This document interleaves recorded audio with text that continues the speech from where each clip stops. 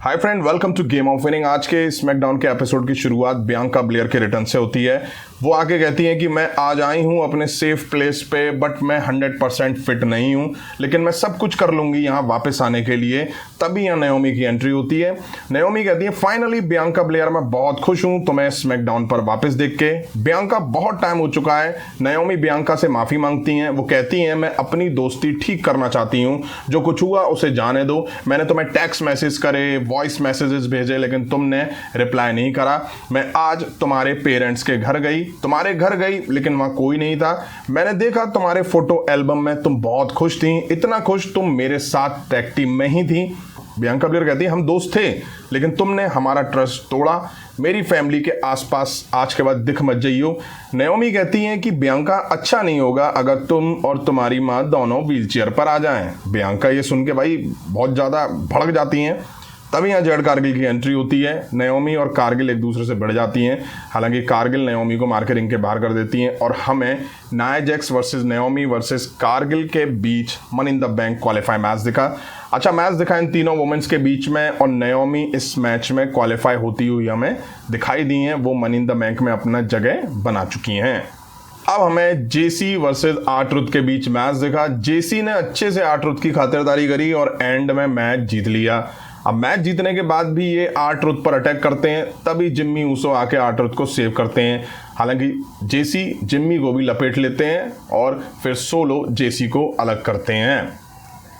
इसके बाद हमें व्हाइट सिक्स फिर से दिखे। उन्होंने लास्ट वीक की तरह ही इस बार भी टैग टीम्स को निशाना बनाया और उन पर आके बुरी तरह से अटैक कर दिया, जिसमें DIY, फ्रैक्सियम और स्ट्रीट प्रॉफिट शामिल थे। अब WWE से ये पूछा जाए कि व्हाइट सिक्स को लेके कुछ प्लान्स हैं भी या नहीं है। वैसे ही टैग टीम में इतनी टीम घुसड़ के रखी हुई है WWE ने, और ऊपर से इतना बड़ा फैक्शन व्हाइट सिक्स भी उसमें डाल दिया है। अरे अंकल हाउडी को थोड़ी अच्छी बुकिंग्स दो। बट WWE ये याद रखती है, शायद मुझे लगता है, कि अंकल हाउडी के अंदर है कौन? बॉब डल्लस है। वो कौन है? एक मिड कार्ड सुपरस्टार है।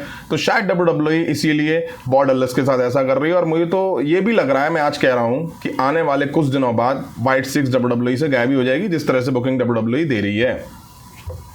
नेक्स्ट समय जेलिना वेगा वर्सेस अल्बा फायर के बीच एक मैच दिखा। चेल्सी ग्रीन अपना फेस पे मास्क लगा के आई थी, क्योंकि उनकी नाक पे चोट वगैरह लगी हुई थी और इसीलिए वो अपना फेस हाइड कर रही थी। हालांकि मास्क उनका हट जाता है इस मैच में, वो जिसे मास्क हटने के बाद वो काफ़ी ज़्यादा इनसिक्योर सी दिखाई दी। चेल्सी ग्रीन इस मैच में गलती से पाइपर नवीन को पंच जड़ देती हैं और जेलिना वेगा इस मैच को जीत ले जाती हैं। हालांकि ये नॉन टाइटल मैच था। अब हमें डेमिन प्रीस्ट दिखाई दिए। डेमिन प्रीस्ट कहते हैं, मैं आगे बढ़ना चाहता हूँ, वो है चैंपियनशिप। मैं मनी इन द बैंक में अपनी जगह खो बैठा हूँ। मेरी चैंपियन पे नज़र है, जो है सबसे बड़ा चैंपियन यहाँ का। आप सब लोग उसको जानते हैं। वो यहाँ US चैंपियन जैकब फातू को टाइटल के लिए चैलेंज कर देते हैं और कहते हैं कि जैकब के लिए रिस्पेक्ट है, जिसने अभी तक सब कुछ करके अपना टाइटल बचाया हुआ है। क्लियर है कि डेमिन प्रीस्ट ने यहाँ जैकब फातू को चैलेंज कर दिया US टाइटल के लिए। डेमिन प्रीस्ट प्रोमो एंड करके जा ही रहे होते हैं, तभी जैकब फातू की एंट्री दिखाई दी। दोनों के बीच में कन्फ्रंटेशन भी दिखाई दिया। इसके बाद हमें Jacob Fatu versus Carmelo Hayes versus Andrade के बीच money in the bank qualify match दिखा। क्या कमाल का मैच दिखा इन तीनों सुपरस्टार के बीच में। भाई वाह, मज़ा आ गया देख के इन मैच को। ज़बरदस्त मैच दिखा। एक टाइम यहाँ सोलो सिक्वा जेसी आते हैं, बट उल्टा जैकब फातू को कॉस्ट कर देते हैं। जिम्मी आके जेसी और सोलो पर अटैक करते हैं और आंद्रादे इस मैच को जीत ले जाते हैं। हालांकि मुझे लग रहा था पहले कि कार्मेलो हेज जीतेंगे, बट आंद्रादे जीते हैं। अच्छी बात है। आंद्रादे को भाई WWE अच्छे से दिखा नहीं रही है, वरना मैच में ये बंदा यार मजे बांध देता है अपने मूव से। अब टाइम था मेन इवेंट का, जहां हमें कॉडी रूड्स और जॉन सीना का फेस ऑफ दिखा। कॉडी रूड्स आके कहते हैं, तो नॉक्सवेल किस बारे में बात करी जाए। मैंने एक बात रिकॉर्ड क्राउड के बारे में बात नहीं करी, तो किस बारे में बात करी? रेसलमेनिया 41 के बारे में बात करते हैं। रेसलमेनिया 41 के बाद मैं जब घर गया, मैं गम में था। मैंने वो टेनेसी का वो सिरप पिया, काफ़ी बड़ा मूवमेंट था, और मैंने अपने दोस्त से बात करी जो मुझे ऐसे मूवमेंट के बारे में बात करता है। मैंने पूछा क्या मैं एक अच्छा चैंपियन था। उसने हाँ या ना में आंसर नहीं करा। उसने कहा तेरे कंट्रोल के बाहर जो कुछ हुआ उस साल तुम एक अच्छे चैंपियन थे। एक होपफुल मूवमेंट था मेरे करियर के लिए जो उसने मुझे बोला। मैंने सोचा मुझे एजे स्टाइल के फेक रिटायरमेंट टूर से निपटना पड़ा। जब केविन ओवेंस ने मुझे पंच मारा, तब मैंने अपने बॉस के बारे में सोचा। फाइनल बॉस एक ऐसे डिसीजन पे लेके गया, मेरे फाइनल बॉस ने मुझसे मेरी सोल मांगी।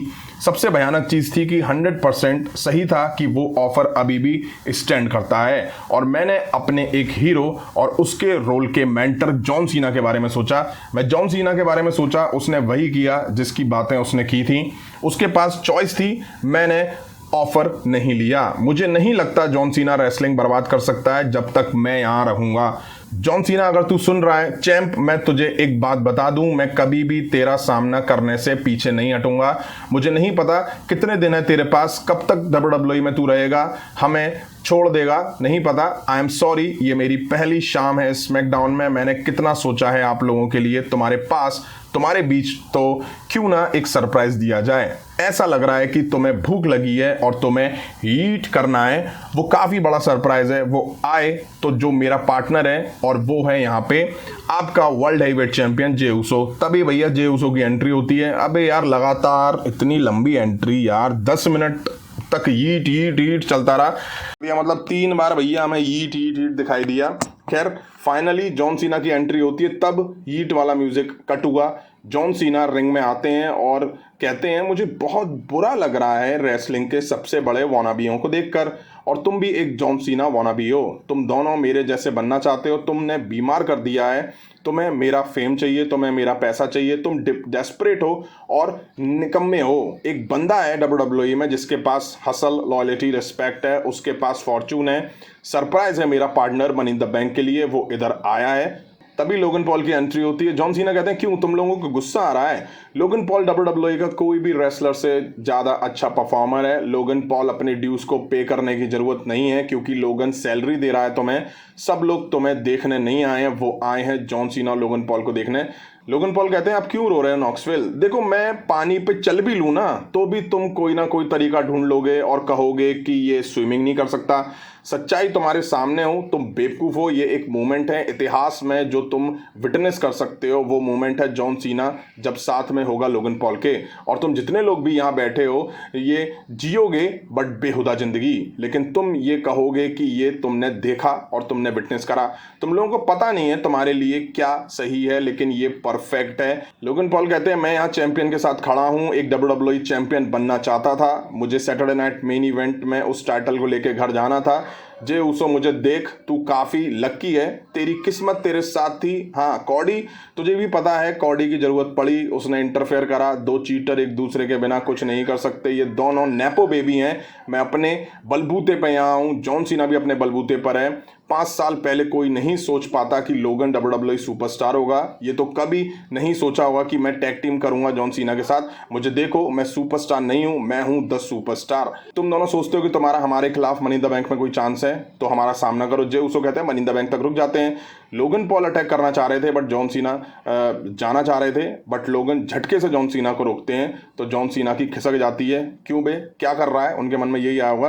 तभी ये चारों एक दूसरे से बढ़ जाते हैं। कॉडी रूड्स और जे उसो पहले जॉन सीना को मार के बाहर करते हैं, फिर लोगन पॉल को मार के बाहर कर देते हैं। कॉडी रूड्स टाइटल उठा के अपने इरादे जता देते हैं और यहीं स्मैकडाउन का एपिसोड एंड होता है। अभी से WWE ने लोगन पॉल और जॉन सीना के बीच मिसअंडरस्टैंडिंग दिखाना शुरू कर दिया है, तो आप अंदाज़ा लगा लीजिए मनी इन द बैंक में इनके बीच क्या होता दिखाई देगा। तो ये था आज के स्मैकडाउन के एपिसोड में। वीडियो अगर आपको पसंद आई तो लाइक करें, चैनल पर तो चैनल को सब्सक्राइब करें। मिलता हूँ जल्दी नेक्स्ट वीडियो में। Thank you.